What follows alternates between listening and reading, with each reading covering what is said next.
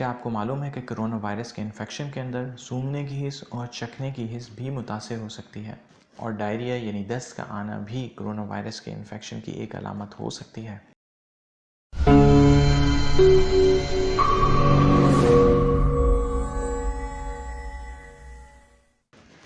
अस्सलाम वालेकुम व्यूअर्स, मेरा नाम है डॉक्टर तलहा बिन असलम। कोरोना वायरस के इन्फेक्शन के हवाले से आपको यकीनन ये बातें मालूम होंगी कि इसकी जो मेन अलामात होती हैं उसमें तेज़ बुखार का आना, मुस्तकिल खांसी और सांस लेने में तकलीफ़ हो सकती है। लेकिन इसके अलावा बहुत सारी दूसरी अलामात भी मौजूद हो सकती हैं जो कि आम तौर पे मरीज़ इग्नोर कर देते हैं या जिसको नोटिस नहीं करते। ये अलामात कौन सी हैं इसको समझना ज़रूरी है और इसको समझने के लिए मरीज़ को अलामात के एतबार से 4 कैटेगरीज़ के अंदर डिवाइड किया जा सकता है। ओके, कैटेगरी नंबर 1 के अंदर वो पेशेंट शामिल हैं जिनको एसिम्प्टोमेटिक कहा जाता है। एसिम्प्टोमेटिक का मतलब ये है कि इनमें किसी किस्म के कोई सिम्टम्स या अलामात ज़ाहिर नहीं होती इन्फेक्शन होने के बाद। इनमें ज़्यादातर जो एज ग्रुप होता है वो बच्चों का होता है या फिर टीनेजर्स जो हैं उनका शामिल होता है।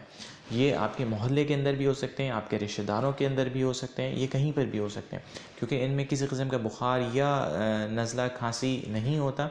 इस वजह से ये ना केयर कर सकते हैं, ना इनके घर वाले इतनी केयर करते हैं। और प्रॉब्लम ये है कि क्योंकि वायरस की जो ट्रांसमिशन है या वायरस इन्फेक्शन जो है फैलने का जो एक ज़रिया है वो सिर्फ नज़ला खांसी नहीं है बल्कि बात करने से भी वायरस सामने वाले को लग सकता है। इस हवाले से ये कैटेगरी ख़तरनाक है। दूसरी कैटेगरी के अंदर उन पेशेंट्स को रखा जा सकता है जिनके बड़े माइल्ड सिम्टम्स हों।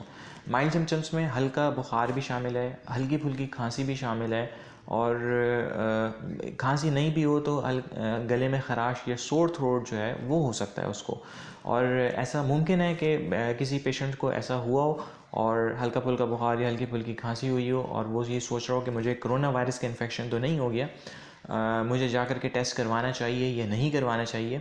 और जब वो टेस्ट करवाने का इरादा करे तो उस वक्त उसका बुखार या खांसी जो है वो ख़त्म हो जाए। इसका मतलब ये कि वो उसका जो फ़ेज़ था इन्फेक्शन का उससे वो गुज़र चुका है।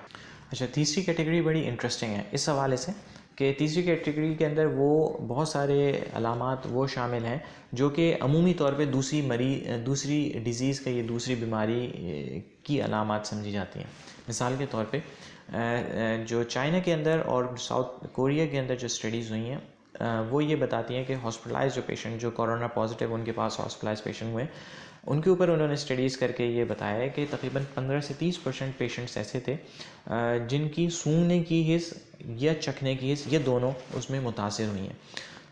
अच्छा, ये तो वो पेशेंट थे जो कि हॉस्पिटलाइज हुए हैं जो कोरोना पॉजिटिव उन्होंने टेस्ट किया। ऐसे कितने लोग जो बाहर होंगे जिनको अमूमी तौर पे बुखार नहीं हुआ होगा, ये खांसी नहीं हुई होगी लेकिन सूंघने और चखने की हिस्स मुतासिर हुई होगी, ऐसे कितनी परसेंटेज है ऐसे लोगों की ये नहीं पता। फिर एक और जो अलामत कोरोना वायरस की भी कही जाती है वो उसमें डायरिया या दस्त का आना है। उसमें सर दर्द हो सकता है, इवन उसके अंदर नज़ला ज़ुकाम भी हो सकता है। अच्छा, ये सारी की सारी अलामत सिर्फ कोरोना वायरस के इन्फेक्शन के अंदर नहीं होती हैं। सूंघने की या चखने की हिस्स जो है वो दूसरे इन्फेक्शन के अंदर, नज़ला ज़ुकाम के अंदर, फ्लू वायरस के अंदर हो सकती है। फिर बुढ़ापे के अंदर बूढ़े जो लोग होते हैं हमारे ओल्डर इंडिविजुअल्स उनके अंदर सूंघने और चखने की हिस्स कम हो सकती है। फिर डायरिया, आपको मालूम है कि डायरिया और ये सर का दर्द हो गया या नज़ला ज़ुकाम हो गया, ये दूसरे इन्फेक्शंस के अंदर या दूसरी कंडीशंस में भी हो सकता है। अब कर क्या सकते हैं?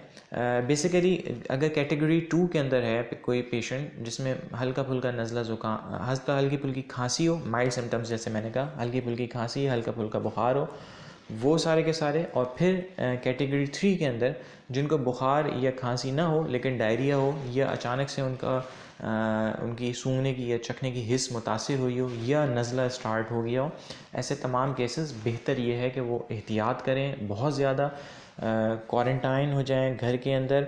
टेस्ट करवाना उनके लिए ज़रूरी नहीं है लेकिन एहतियात लाज़िम है। अच्छा, चौथी कैटेगरी के अंदर आपको जैसा मालूम है कि कोरोना वायरस के प्रॉपर जो सिम्टम्स, ये अलामात होती हैं जिसमें तेज़ बुखार है, जिसमें खुश्क खांसी है, ड्राई कफ़ जिसे कहते हैं, और सांस लेने में तकलीफ़, ड्राई कफ़ इतनी ज़्यादा बाज़ औक़ात होती है कि उसमें फिर सांस लेने में तकलीफ़ इंसान को हो जाती है।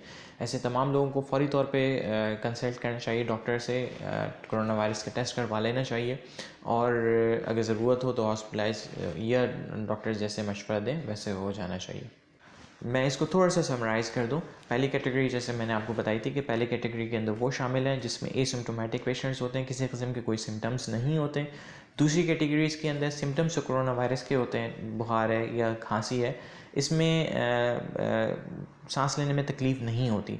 बुखार या खांसी हल्की फुल्की हो सकती है जो माइल्ड सिम्टम्स कहलाते हैं। तीसरी कैटेगरीज़ के अंदर वो सिम्टम्स शामिल हैं जो कि अमूमी तौर पर कोरोना वायरस की अलामात नहीं समझे जाते। और चौथी कैटेगरीज प्रॉपर जो तेज़ बुखार है, ये प्रॉपर शदीद किस्म की खांसी है, खुश्क खांसी, और उसमें उसी के अंदर फिर सांस लेने की भी तकलीफ़ हो सकती है। अच्छा, ये फिर बहुत सारी दफ़ा ऐसा भी हो सकता है कि ये मिक्स्ड सिम्टम्स हो। मिसाल के तौर पे किसी को खांसी हो और डायरिया उसके साथ हो, या फिर जी उसकी सूंघने की या चखने की हिस्स ख़त्म हुई भी हो और साथ में उसको जो है हल्का फुल्का बुखार हो। तो ऐसे तमाम पेशेंट्स को भी केयर करने की, एहतियात करने की ज़रूरत है। मुझे उम्मीद है कि आज आपने काफ़ी नई चीज़ें लर्न की होंगी। वीडियो अगर पसंद आई है तो उसको लाइक कीजिए, चैनल को ज़रूर सब्सक्राइब कीजिए। कोई क्वेश्चन आपने मालूम करना हो तो कमेंट सेक्शन के अंदर आप मालूम कर सकते हैं। मैं इंशाल्लाह कोशिश करूँगा कि उसका रिप्लाई मैं करूँ। मिलते हैं नेक्स्ट वीडियो के अंदर।